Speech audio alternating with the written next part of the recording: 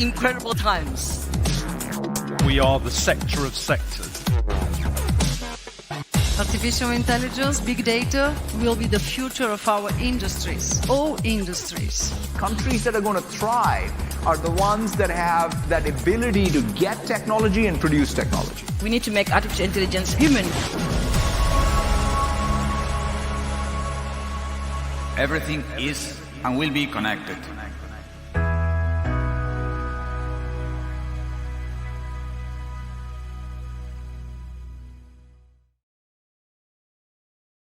Good afternoon, everyone. Welcome to today's broadcast, brought to you by MWC, and happy International Women's Day. Before I jump into our very diverse set of leaders who are going to talk to us about technology and advancing diversity and inclusion, I'd just like to say a few things about why we've convened today, here and now. So as you may know, MWC is the world's largest convening event for the mobile ecosystem. So it's really fitting that we talk about how we are launching our Diversity for Tech portion of MWC 21, taking place in Barcelona, the 28th of June to the 1st of July. You'll find some very fresh information out on our website about our health and safety plans accordingly. But we do represent the entire mobile ecosystem, and part of the DNA of the GSMA is working diversity and inclusion, and it's working to make sure that people, for example, in low and middle income countries, are able to access technology for the greater good. We call that connectivity for good. The World Benchmarking Alliance has just launched its first digital inclusion benchmark. And 7 of the top 10 companies, 100 companies on that list, are mobile operators. So with that, I'm going to introduce the topic of today's discussion, which is technology a foe or an ally in advancing diversity and inclusion? And I have a real great pleasure today to introduce Anaïs Merlin, who will moderate this session, part of the CCgroup, head of mobile and technology. Also welcome Andy Davis, 10x10, super exciting, and Edith Dubdevani Aronson from Amdocs, who's the head of corporate responsibility, inclusion, and diversity. So Anaïs, I'll hand it over to you. Thank you, Steph. Hi, everyone. I'm Anaïs Merlin. I am the Deputy Head of Mobile and Telecoms at CCgroup. We are a B2B technology PR agency based in the UK.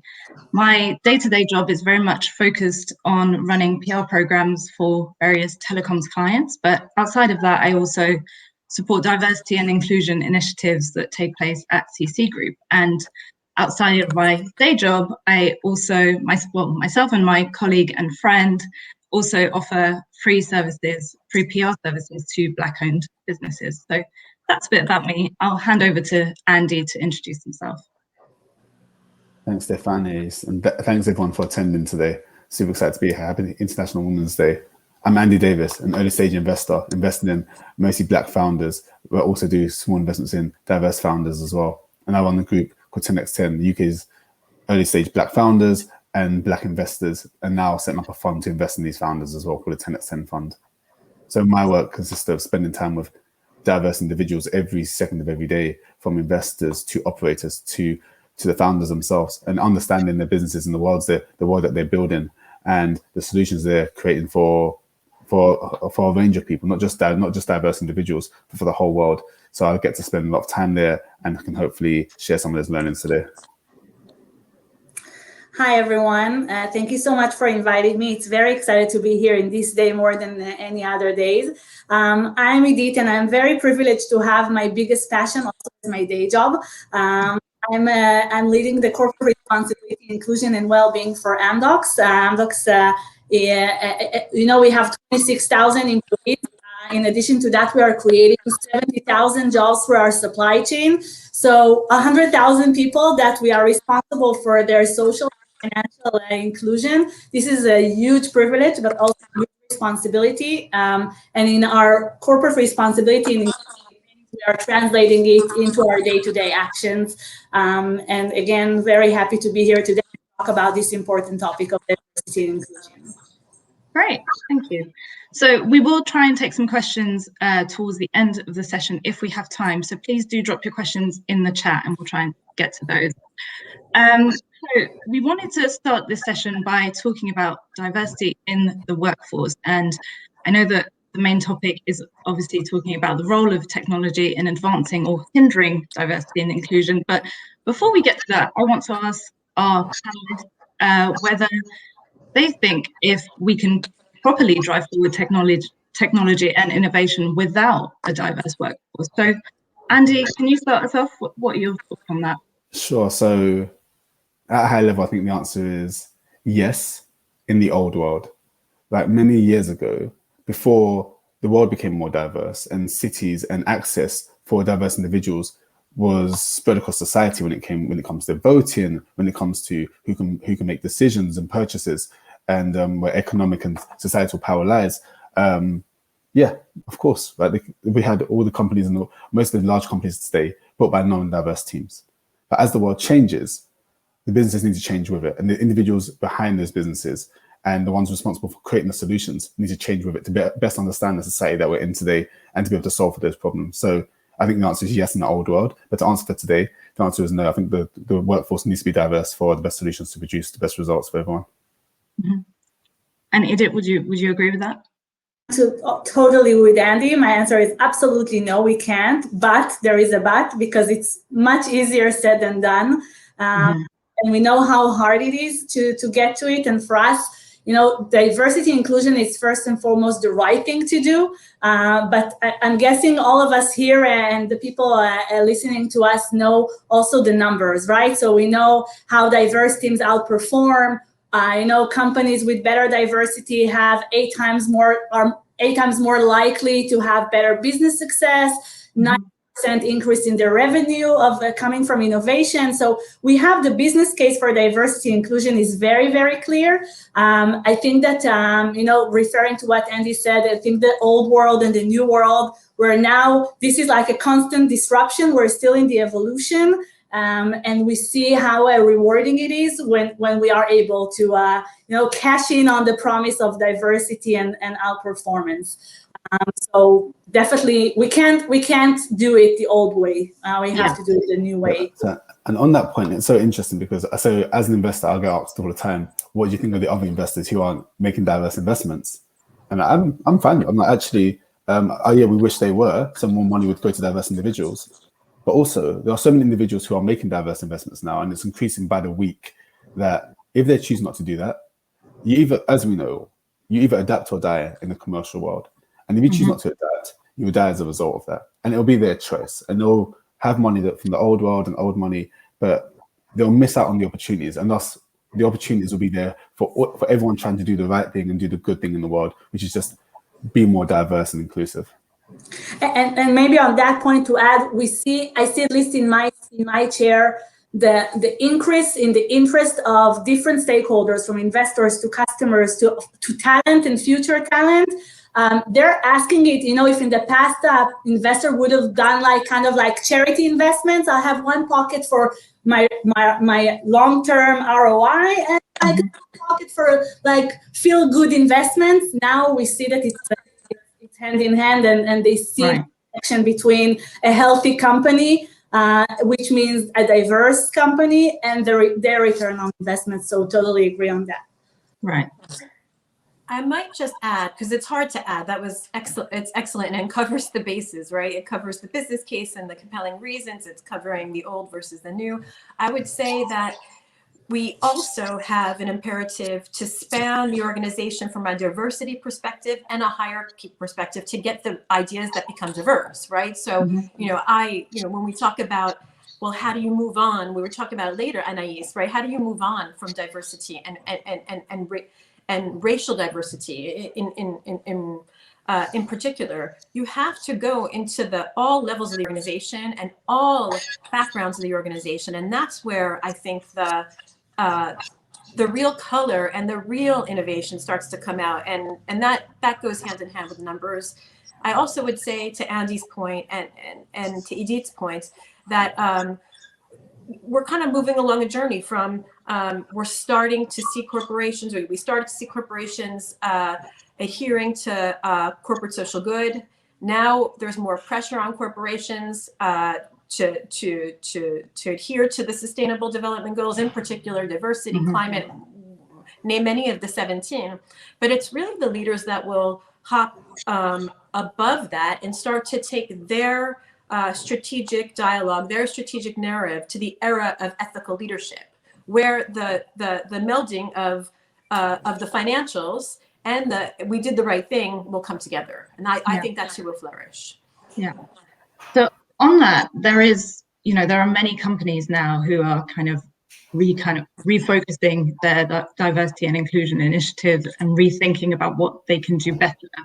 And, we're kind of in a moment where how can we move from performative action to actually taking real steps towards making change? So what do you feel needs to happen towards, it's not just about putting up a black square on your Instagram. It's not just about saying you're going to do these great things. How are companies actually making the change? I'll be happy to take that. I think for a tech company, but you know what, every company, because every company today is innovation, even if it's a technology or non-technology innovation. I think the ultimate goal is to inclusion, right? Diversity is just the mean to get there. And for us, we're looking at inclusive design as one of the main principles that we look at. And we look at it at inclusive design or inclusive tech, or how we call it, good design, is to look at the workplace, product innovation, of course, how we pay it forward to our communities. And in this sense, when we have the diversity within our talent, which is number one challenge, right? We'll talk about it. How do we get diversity into our talent pool? And then how this diversity of people creates innovation that really represent the different personas that we are designing for, right? Because if we are going to have, sorry for the cliche, the white male person around the table, so we will get designs and technology and innovation for white men around the table. And for us, we don't want to confuse between being thoughtful. This is not about that. It's really about being inclusive and designing well for them. And so it's really focusing, in many cases, eliminating inclusive design versus, not necessarily just doing inclusive design. We have so much to go there. And we see so many examples of product innovations around the world that not fitting for people with disabilities, are not fitting for people with different backgrounds and even social scaling, or how do you design a product for a woman versus a man, even if it's a physical product, right? To the toilets in the bathrooms in the mall to see the difference, right? So for us, looking at it is really to tap into each and one of the fronts. How do we get more diversity in our people? And in the tech industry, it's very challenging to bring more women, speaking of International Women's Day, but of course, all other types of diversity as well. How we are integrating in our decision making and in our product innovation. And even as important, how do we pay it forward and look at the communities that we work in? And I think it's down to every decision we make, right? Especially for corporations. I remember 2 years ago, we were looking for a new office space. And people didn't realize that when we were going around doing these visits, we decided from the second we saw the place, because we got there, and if there weren't wheelchair access, or if the doors weren't high and wide, we knew it wasn't the right place. When we got inside, we knew there wasn't lift access. And there wasn't a larger lift as well. And we get into the building and we see that actually we know that there's no, we'd ask, do you have a mother's room here? And they'd be like, a mother's room sometimes. And I'd be like, yeah, a place for babies to be able to get some rest and be fed and to be taken care of whilst some parents, especially mothers, are at work, right? And do you have a prayer room here? And these little things, right? And we'd ask them these small, and again, to us, it was a short list, but it was just really important. And it just told us not how inclusive you are. And even on inclusivity, this isn't about a movement, right, at all. This is, we preach about this and we're active about it and action it, because at some point, we should do ourselves out of these conversations and the world should just be like this. right? It's just about being like this from day one and recognizing, and not everything's gonna be perfect, recognizing where the faults are, or if you still are in that old world, and actually doing things to rectify that, to adapt to the new world and the world that should exist, and having a bright future for not only the individuals there, but also for your corporation as well.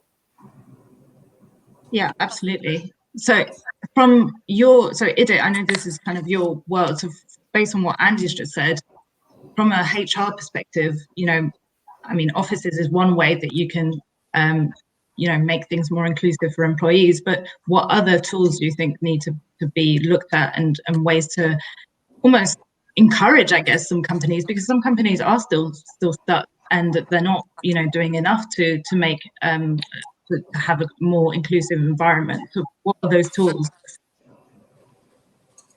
So for us, when we look at it, the inclusive workplace environment, there is the physical aspect, like Andy mentioned. When I'm looking at, the hire to retire, right? There is a cycle. How do you attract employees? How do you, onboard them? How do you make them grow and develop within the company? And then naturally, some of them are leaving. And for us, from the hiring perspective, the work that we're doing with hiring managers to, first of all, eliminate unconscious bias, which is for me the number one barrier to achieve diversity and inclusion.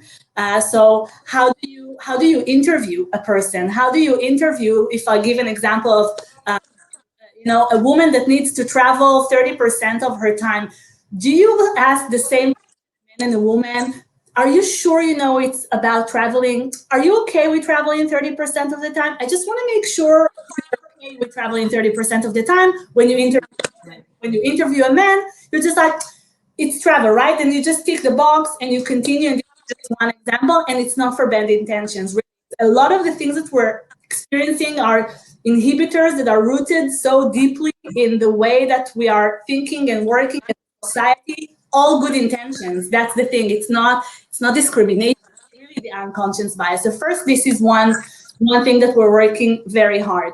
The second is that the work we're doing with hiring managers is also, it takes longer. If you want to bring diversity, it's very easy as a blue person to recruit a blue person. If you want to recruit a purple person, you need to work harder. You need to look in different places. You need to work in the pipeline. There are so many things that you need to do in order to do differently. And for that, you need a little bit more patience and not to recruit them yesterday. So this is the second thing. And it's really two types of talent. It's about how do we look at the slates of our candidates? Do we put targets? Yes. No. How do we, in one hand, put targets, but on the other hand, not compromise on excellence whatsoever, because it doesn't serve anyone to put quotas, right? It's about the experience of onboarding, what the language that we're using. We just had an LGBTQ inclusion workshop for all our HR people globally, because even the pronouns, right? How do we refer to ourselves? He, them. So it's a lot of things that are in a spectrum between the physical and the tangible and the non-tangible things that we're doing. And for inclusion, the non-tangible are so dramatic. Like, it's the things that happen between the things that we're doing purposefully. I can go on and on, but these are just a few examples of the things that we're doing. And one last thing I want to say, it's almost 100% about intention. The moment we move from, everyone here on the line would say, yeah, of course, we have diversity teams outperforms. But it's the moment when you become really intentional and that you see role modeling and that you see you're walking the talk of their commitments, this starts a very positive movement that also the kind of the bottom-up forces that we're creating. Right. And from your perspective, I know that, IDIT is obviously with Amdocs, and Amdocs is a very large corporation, but you obviously work with smaller startups and smaller companies. Do you feel like those same things are happening in smaller startups, or different steps are being taken towards diversity and inclusion? So I feel like a lot of those steps are being taken in startups. And I guess because startups are small and they're much easier to judge and to be spotted when there's a negative or something that doesn't sit well, right? There's much more visibility and openness around it. But so we're people in startups, we are every day trying to take the right approaches. But something that I do say over and over again is that there needs to be sacrifice, right? And that means if, for example, we could say gender or racial equality, or if we touch on disability or anything, right? I think if you're in a position and there needs to be change, sometimes you've got to sacrifice your seat there for change to happen. And it's a big deal, right? It's a big move, but sometimes you have to give up that space to let someone else enter. And then on top of that, I say this all the time to a lot of the investment funds that are, because we say you should hire more black staff and get more black staff in the senior positions. And they're like, oh, but there's only a few senior positions. I said, well, okay, that's fair. But when you hear about it, especially because how hiring happens in the world of investment, it's all very quiet and private, and it's all network based. So it's like, okay, well, when you hear about a senior role, you should recommend and refer someone in your company who's junior, who's a woman or a person of color for that role, and you should sacrifice that skill and that experience in your company for the betterment of the whole industry. So I think all in all, more sacrifice needs to happen from the top, from men. And from anyone in senior positions who has that control. And I think, and so Steph touched on hierarchy, and this is exactly what it is. It's just hierarchy. It's hierarchy, right? I think if there's some sacrifice there, I think we can see big shifts, like quite soon, rather than because we should definitely feel people at the junior levels, definitely, but at the base. But it's the senior positions which are important as well, the check writers, the decision makers, because ultimately more diverse people there means that we don't go wrong in the future, hopefully. That's right. So maybe I don't know if I'm on or off mute, but I'll just add in, again, it's hard to, these fantastic discussions. And I could give a lot of examples, but I'll save some of the woman stuff for further down in the panel. You started, Anaïs, by saying, how can it be just more than a black screen on your Instagram or a black box, for the day? And a few things I'd like to say about that.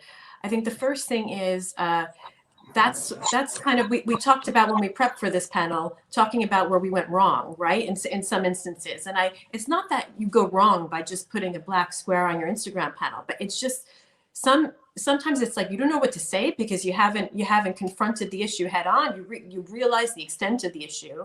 And I think to some extent that happened to me as a leader and to our organization. And internally, I'd like to call out two things. We've got a fantastic HR team and a corporate services team, and Tosin might be on, and Lizzie and Louise really went in deep into the organization to understand what our Black colleagues, our diverse colleagues, what they thought about what we were doing, what we could do better. And so we started to reconstruct some of the way we're doing things from the front line. Our Director General Matz, who represents the entire mobile industry, also took several conversations. So I think that's a little bit of an internal example, but then wider, because we represent the entire mobile industry.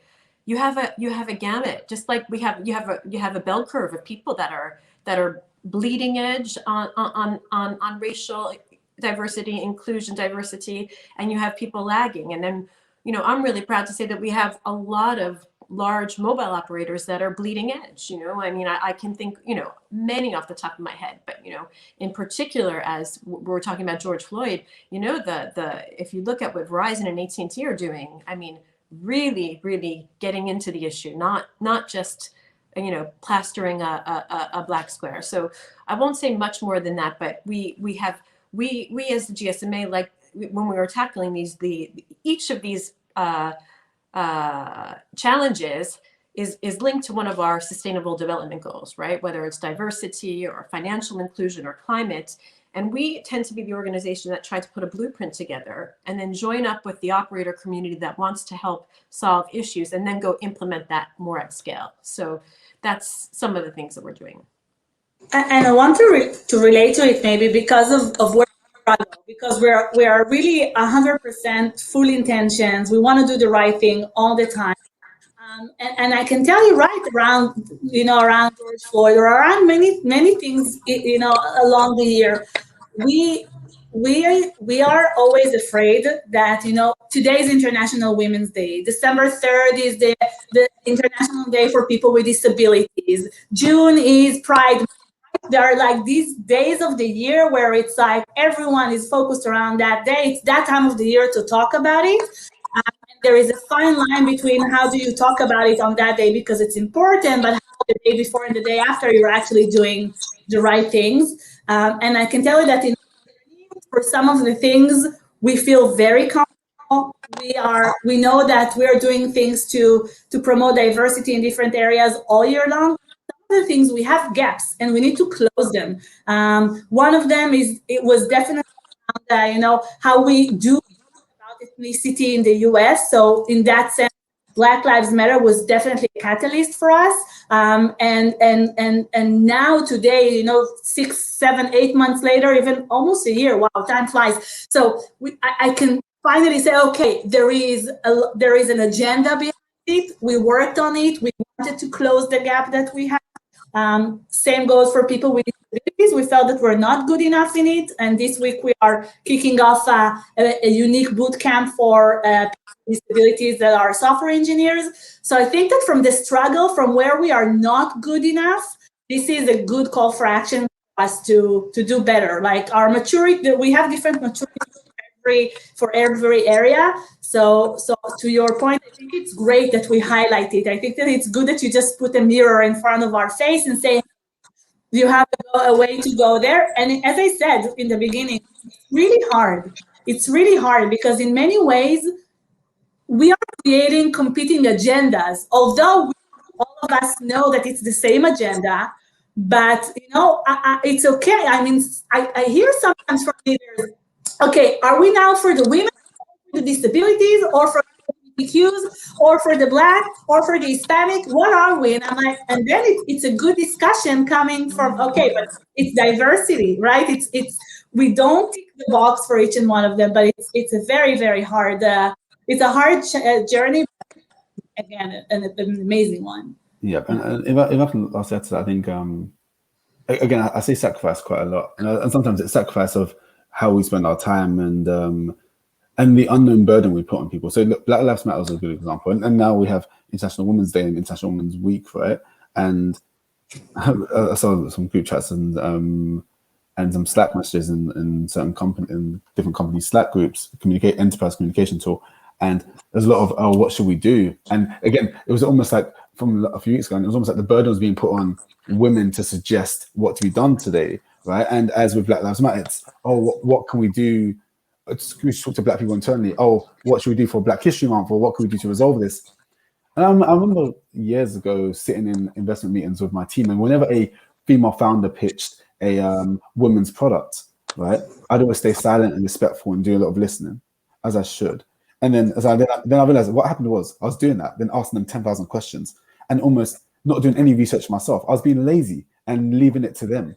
So then what I started doing was I would go there and be silent and listen and do a lot of listening, because I know the least, of course, and not take up space. But I would go and do a lot of research. So afterwards, I'd be able to have a way more educated conversation with them and just show that I made effort here to bridge the gap and to not put the burden on you to just be the one to inform me of all these things I don't know, when I should go out there and do research myself and sacrifice a bit of my time and my ego to just gain an understanding and then come to you and let you know where I'm at. I think we need to just see more of that as we go as well. Yeah, absolutely. It shouldn't be on those who, you know, it shouldn't be on people of color or people who have disabilities or, you know, different sexual orientations to do the work and try and increase diversity by themselves. It should be a collective effort for sure.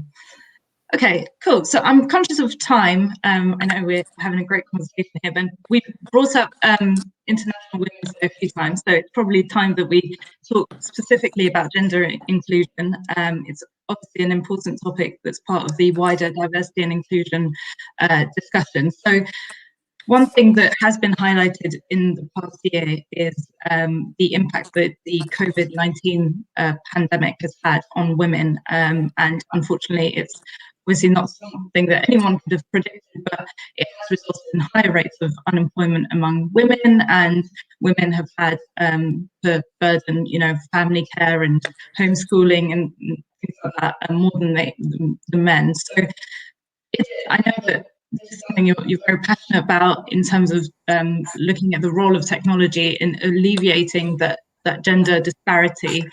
So can you tell us more about that? Sure.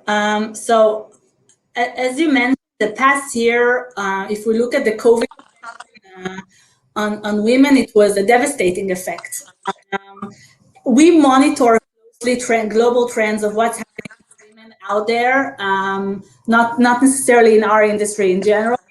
And we see that, really devastating numbers of the effect of it.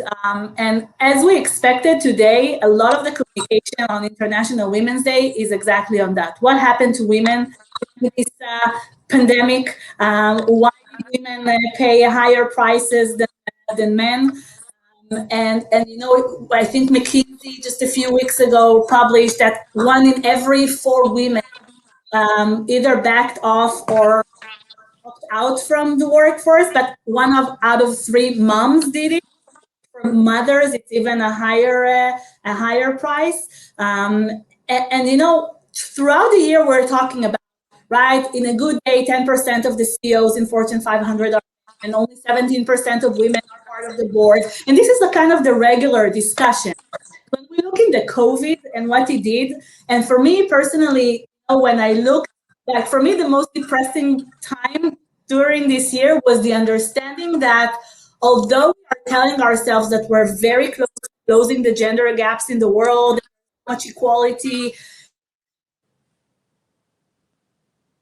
is to actually reveal that it's not that men and women are taking responsibilities at the home. It's just the ability to outsource, right? And suddenly when you cannot outsource anymore because you're in lockdown, then we saw, unfortunately, many women going back, sorry for the cliche, to the kitchen. And this is one of the devastating, revelations that we saw. And when we look at the role of technology, actually, I have to say that for a company like Amdocs, we're a tech company. Working from home was something we did in 1 day. We moved from working in the office to working from home. Someday, exactly a year ago, it was March 16, if I'm not mistaken. And actually, the fact that we can use technology enables a great flexibility for women to be able to still do everything. Women and men, by the way, here equally. And so I think the technology for us here, imagine in the old world, we would all be flying to Barcelona now to have this panel, right? This is how we used to do things. Now, to fly all the way to Barcelona or wherever is one thing, while now it's an hour of our calendar to join, to hop on a virtual conference with much more exposure, because now we have hopefully a lot of people listening to us. So technology is actually enabling us to kind of leveling the playing field and to make things much more accessible. So in one hand, we really the devastating effects of COVID, but on the other hand, it gives much more, I would say, horizon for many of the roles that traditionally, and I know I'm very much generalizing here. Apologies for all the people in the line that don't fit into any of the boxes created, speaking of diversity, but still we see that traditionally many roles women are not going into these directions because they require certain decisions from their personal life. Technology is actually now eliminating it. So I'm very positive, although this year has been very a little depressing when it comes to a lot of effort that we invest globally in closing the gender gaps.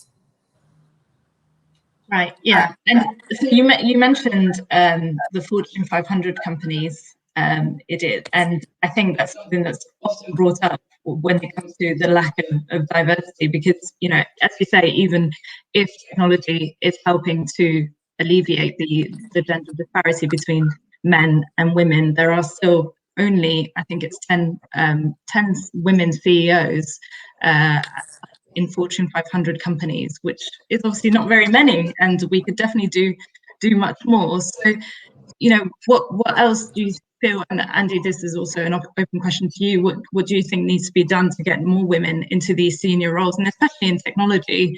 And this goes back to what you were saying, Edith, as well, about good inclusive design. You know, if we're making technology that's going to be good for women, we need to get women involved in the process, right? So how can we get these women involved? So Steph actually was the first one here who mentioned hierarchy, right? And that's what we're discussing here. And then, yes, now we're discussing an additional skill of STEM. Again, I think it comes down to a lot of sacrifice, right? And sacrifice, but we need to change things at all levels. So even when hiring, if your current hiring process has led to a non-diverse workforce, right, at senior level especially, then you need to change your hiring process. And I know life isn't just, sometimes life doesn't seem like it can be that simple. But if you have another person in the room, right, and this isn't about just hiring someone in a diversity and inclusion role, because that's where, and it's great because those people are changing organizations, but it isn't enough. Because when it comes down to it, where the decisions, the impactful decisions are made and the check rights and ability lies, we're seeing a lack of diversity there, and lack of women in those positions.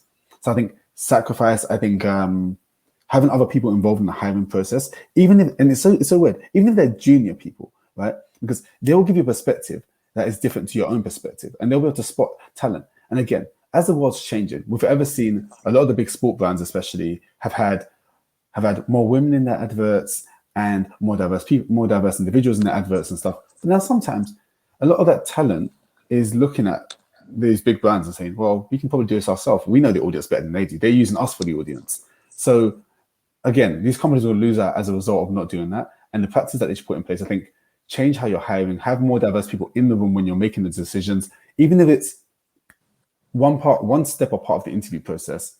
Just get a different perspective, right? You'd be surprised how far that will take you. Just get a very different perspective, and that could change who ends up in those roles. And we've got great tools in place in technology already. We've got there's a tool called Apply that a lot of companies use, which removes a name, and it's removes all sorts of bias from the recruitment process, because names are where a lot of people fall down, and genders. And when you see a woman's name, you just assume, oh, she won't be able to do this job for some ignorant reason. And those tools are great, and they are solutions which work. But I think, and we'll touch on like AI and things a bit later, right? But I think even in that sense, we have to have the labels there at some point in the future as well, right? We can't, because all we're really doing is somewhat even masking the problems in those organizations, and we're covering up for people doing bad jobs at the moment, and people with really biased mindsets. So I think we need the companies like Applied and others to bridge that gap. When we get to a certain point, we need them to, and Applied will do this work and the rest, but we need the organizations to actually change internally themselves and change that DNA. I think I would just add to that. I think that's spot on. I love that. Just get in there and change what you need to change. And I would add probably the most basic, simple, non-technical piece of advice out there, which is one that I try to give in practice, is be a woman that supports other women in gender diversity. I can say, I've got like 26 years of career, and every single person that has helped mentored me to the next level has been a man. And I can name several instances where women of seniority actually just didn't help. They were doing more than not helping. So I try to be a woman that finds other women, younger women, and encourages them. Not every single woman. When I find a young woman or a girl in STEM with promise, I've always tried to lift them. And I think if you just take that on its own and say that we're going to be more genuine and more look out for more women, then you're going to not meet, we're not going to bridge the gap, but I think we'll help the gap. And that requires no tool, no AI, and no process. And I think this brings the another important angle, which of being an ally. And being an ally is, it doesn't have to be women for women or black for black or people with disabilities for people with disability. It's actually much more powerful to have men in the room saying, why don't I see more women candidates for this position? You know, it's so powerful to have allies, and in general to ask why, many times why. Not necessarily in the Simon Sinek way, right? Not just the why on the innovation, but really, why don't I see enough women? Why don't I see enough diversity of any type? Why don't the progressions, now it's time for progressions or salary increases or bonus allocation or whatever process that you have, looking at it, like using all the time data is dramatic here. It's the make or break of everything, and making sure that in the decision makings we always have a reflection of the situation, organization, big or small. This is where all the people, because every room we enter is like, I'm pro women, I'm pro this. Everyone is pro everything. You will not find a would say otherwise. But then in this moment where you show the data and there's like this sitting uncomfortably in their chair, realizing that although they have a beautiful personal story of diversity of one type of another, but their own organization is not diverse enough, the data is the most powerful tool to like it's the aha moment that from there I know that they're with us in the journey. So I think definitely being now not just an ally, but using your powerful position in order to grow women, in order to put them in the spotlight is amazing, and it's on all of us for everyone. So, and if I may, on being an ally, hopefully a good one, and hopefully a great one day, and try and be better every single day. I think I mentioned before about sacrifice, and for the men especially listening, right? This isn't about you just sacrificing your position. Like I've done it several times when I've been asked to speak at an event, for example, and I've said, well, I'm not going to speak at this event unless there's 50% women speaking. And it's just something you do. Wow. And guess what? And I think it takes more longer term thinking, right? And what happens? They go, they reshuffle things, they come back and they have you on the panel, the event, they have you at the event anyway, and they've just changed it. Now there's 50% women and sometimes more. And it's longer term thinking. And where we're thinking, oh, a bit of sacrifice means a loss. No, it's a longer term gain. People respect that. There's a lot of respect there that people have. People want to do things internally, but they're scared to act. So they need someone to just sometimes sacrifice themselves and speak up and do the right thing. And then the world will be better as a result. So sacrifice isn't just on you individually, it's on the whole environment, how things are set as well. And I think you touched such an important point about the psychological safety to speak up. Because in many cases, we are in situations where we feel we need to say something, but for whatever reasons, we don't have psychological safety to stand up and be an ally or to stand up for anything. And this is where I think this is the evolution of diversity to inclusion, because a real inclusive environment creates a sense of belonging, but also the psychological safety to speak up, to do the right thing, and feeling safe to do that. So saying I don't want to participate in 50% unless I have 50%. You now have enough confidence in your position to put this statement and to bear the consequences.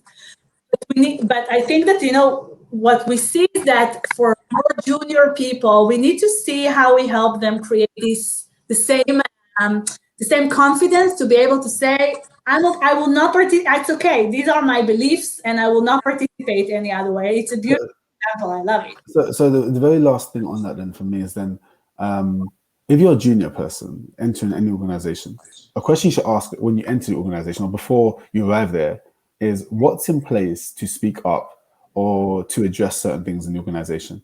What safety nets are there in place so you can do so confidently and maybe anonymously as well? And there are a lot of tools now, a lot of great technology products, but again, as Stephanie said, not everything requires technology. Right? Some things just require good human beings, right?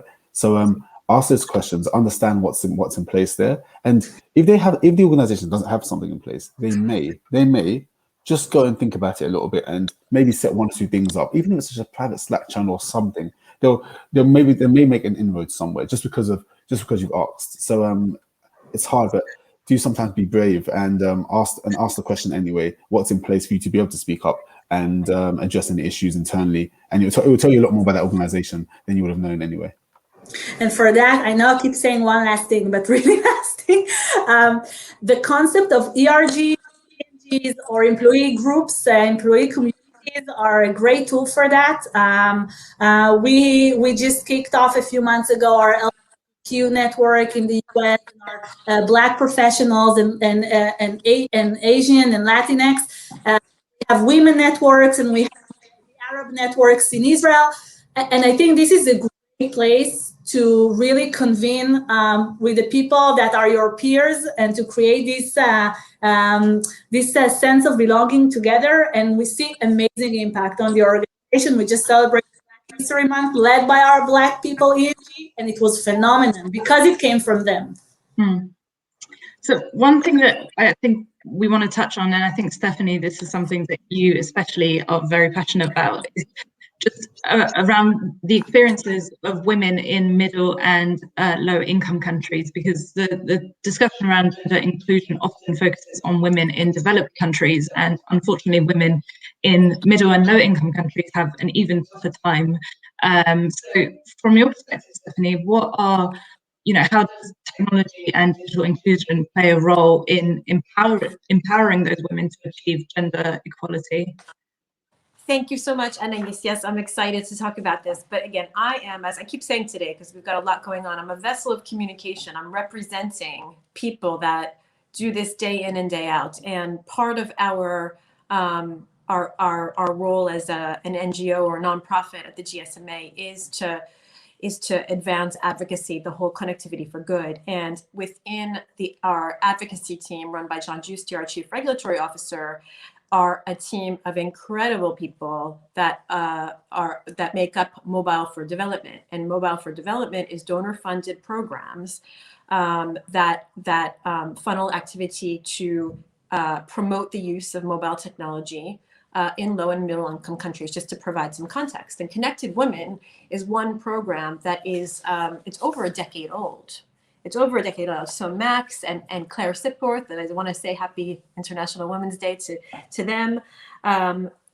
They do a lot of research on the gender gap in mobile internet use. And a recent study found that including more women using mobile internet could deliver 700 billion additional USD in GDP. So when you can close that gap in mobile internet use, you open up opportunities for women. In general, not just women, but people, they feel safer when they have access to a mobile phone. And so our programs on the grounds through that donor-funded money really has addressed over 10 million women in low and middle income countries. So this is not something that I think Max, who runs M4D, says it's not, it's wonderful. It's International Women's Day, but for them, every day is International Women's Day, because every day their team is working day in and day out to provide that coverage gap, right? And to work with our operator members and deploy very simple or technology solutions, giving someone a mobile phone so they can have a means to transact in their business, right? Because many women and many people in low and middle income countries don't have access to a bank because they don't have enough money for a bank. So mobile money is very much associated with Connected Women. And we've got, I probably could go on and on and on, right? But in short, the Connected Women program, it identifies women's needs and barriers to mobile ownership. It improves the quality and the availability of mobile technology, device access, connectivity, considers women, all considerations of women, and consults and involves women users to make sure that the experience keeps moving on. So we sum this up in the Mobile Gender Gap Report. So we have a series of reports that are very well known. I do see some analysts on the live stream today, so hopefully you'll recognize our renowned series of reports from GSMA Intelligence. One of which is the Mobile Gender Gap Report, which we will reveal in person in Barcelona. Because although we are happy to do online meetings, we are getting back together in person at the end of June in Barcelona. Amen to that. And I want to say it's amazing because especially in the past year, we've realized how digital inclusion is key. It's really a fundamental need, really almost a survival need, and the fact that you're taking it to the places where it needed the most is really, really, really amazing. We're also digital inclusion as a key strategy for our social impact, looking from connectivity to accessibility all the way through literacy. Because you gave examples of what do you need a mobile for. So they're just really for the basic things today, all the way to working and learning. So this is amazing, Stephanie, that you're doing it. I want to also mention an initiative that we are kicking off today. Along the spectrum of digital, we're also looking at how do we actually look at the future talent of our and focusing specifically on women today. The shortage of women in tech is huge. In good companies, you have 30% women, and it's even less in the core technology. So Start Early is a toolkit that we made available for everyone in 7 different languages to expose girls the age 10 and into tech, showing them that it's possible, eliminating some of the biases that they have about the gender and tech. So for International Women's Day, it's really available for everyone. Use it, and it's a great tool to expose girls and to technology. We need a lot of them. By 2025, if I'm not mistaken, I think LinkedIn predicts an addition 150 million jobs in the tech industry. The world is really not ready for that. So we're hoping to get more girls into our areas and also boys. Cool. Thank you. So I want to make a quick correction. I think I said that we've touched 10 million connected women, but actually, if you look at the operators who have committed to women, it's 39 million women, additional women with mobile access since 2016 and low and middle income. So it's much more than I stated. Wow. Wow. And I think, by the way, I'm just calling on us to maybe see how, I don't know, if it's something that us, the companies that are, part of the GSMA network, to see how we join your efforts to make it, we're all pitching into. Yeah. I'll take that. I'll take that back to the team. Okay, so I'm really conscious of time. We've only got about 8 minutes left. And I know one of the topics we wanted to discuss was around bias in technology, and it's been mentioned here and there. But I just want to ask one quick question, and also answer one question from the audience before we finish. So one question is around, can we use AI to better our society and better the way we live if we have so much bias in our society? Because currently, really, the AI algorithms that we create reflect those biases. So can we reach that AI utopia without those biases? I think our products have to learn, right? So, and it's interesting.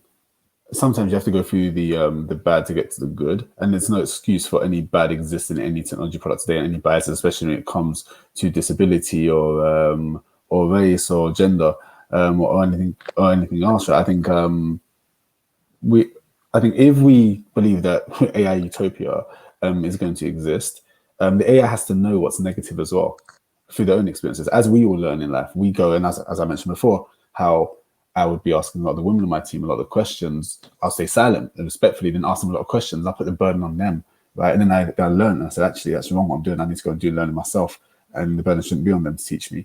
I think the AI will have to learn itself as well, but we should definitely, the teams producing the AI, because we are in control creatively, we have to do the work to make sure that the teams producing it is as diverse as possible to avoid a negative outcome from the result of the AI existing. And then the AI has to and should hopefully learn where its errors and faults lie to improve at a faster rate, hopefully, than us humans will see. But I think the AI will have to learn as we do as humans. But definitely, we go to the beginning, and we make the teams super diverse, so that we can avoid any sort of mistakes and flaws that we have experienced as humans. And again, the AI has a lot of history to learn from, so there's no real excuse. Edith, do you have anything to add to that? No? Cool. Stephanie, do you have anything that No, you no, want to add leave it to for, that we didn't leave that much time for questions. So that's, we had no worries. a great discussion.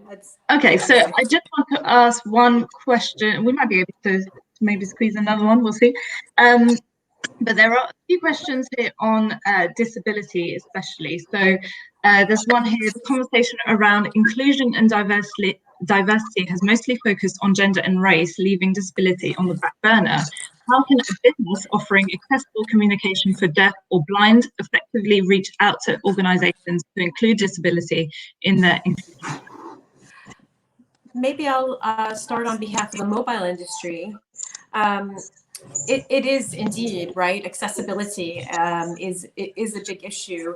And again, our advocacy team has started working with the Valuable 500, which is a global CEO community that's really revolutionizing disability inclusion through business leadership and opportunity. So we have plans also to sign up to the Race at Work Charter and some other initiatives. But the Valuable 500 and their CEO, Caroline Casey, is amazing because she's really setting a blueprint. Like, I think it's about a blueprint for what does good look like from a disability and inclusion perspective, and how can that apply both to, you know, physical and digital footprints, right? Because the digital is also a question, and so we're looking at our own footprint as such, working with them.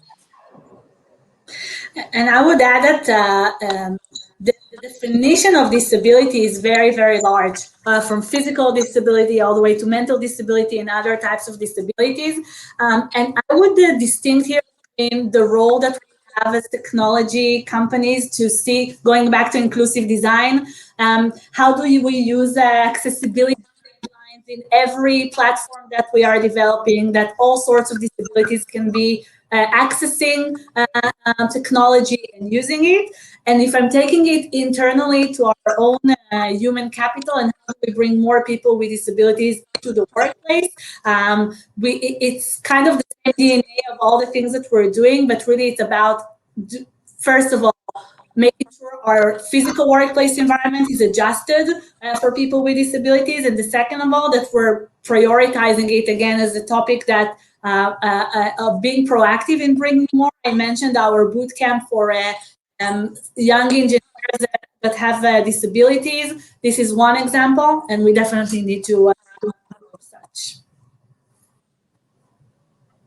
Andy, anything you want to add on that? Sure. So, and the actual technology we use. So I know a female founder from New York. She's now in Berlin, and she set up a business called Stark, and you can go check out getstark.co, and it basically sits on a lot of the creating tools that they're using in technology companies. And what it does is it makes sure that it's disability proof, right? So then it covers like even the lighter things that we don't talk about often enough, like color blindness. And it's and these are things that are less known and less discussed in the world, but it touches on every aspect of it to make sure that actually any work you're producing is disability proof, right? And I think and Stephanie have touched greatly on the other aspects, but then when it comes to technology, we have to look at the tools we're using as well and make sure that actually they are accessible tools and that the outcome of the work of those tools is accessible as well. Yeah, absolutely. Cool. Well, thank you, guys. I think that's all we have time for today, but thank you to everyone for joining us today. You can watch this discussion back on demand. A link that I think will be shown on the screen shortly, I think. The Diversity for Tech conversation will be continuing at MWC Barcelona this June, so do join us if you have time in your calendar. To find out more about the programme and how you can get involved, you can head to the link on the screen right now. And obviously, Andy will also be carrying on the conversation at 4 years from now as part of MWC Barcelona, so you can find out more.